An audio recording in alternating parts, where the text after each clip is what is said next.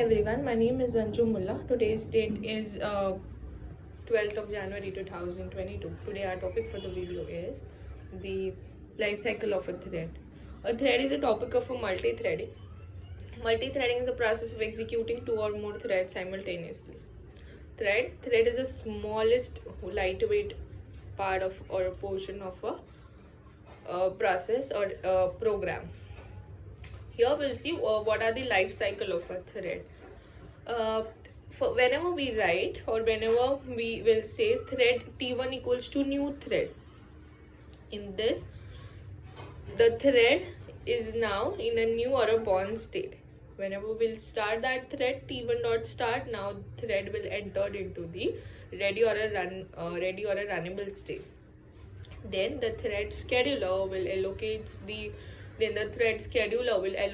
the processor, then it will enter into the running state. Then the done method completes, then it will enter into the dead state. So in between, if the running thread calls the yield method, then it will enter into the running thread to the ready or a runnable state. Running state to the ready or a runnable state. How can a thread calls the yield method using thread.yield method? Then secondly, if the running thread calls the join method, then it will enter into the running state to the waiting state. Then how can a thread calls the join method using t2.join 1000 millisecond, where due to the join method, thread enters into the waiting state. Then how can the thread come out from that waiting state? If T2 completes, if time expires, if join thread get interrupted or join thread got interrupted. Again, if the running thread in between calls the slip method, then it will enter into the slipping state.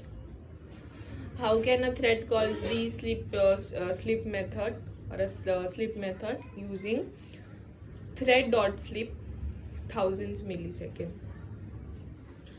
Then how can the thread come out from that slip state? If time expires, if slipping thread got interrupted. Then if the running thread calls the wait method, then it will enter into the waiting state. How can a thread calls the wait method using object dot wait thousands millisecond? How can this come out from how can a thread come out from that waiting state? If T2 get notifications, if time expires, if a waiting thread got interrupted, then as a waiting state, yes, how can person reach or go from that waiting state? That the another waiting state to get lock, when if other thread get lock. Then in between, if thread calls the suspend method, then it will enter into the suspend state. How can a thread call the suspend method using t.suspend? How can the thread come out from that suspend method using t.resume? Thread will call the t.resume method, so that it will enter into the runnable or a ready state.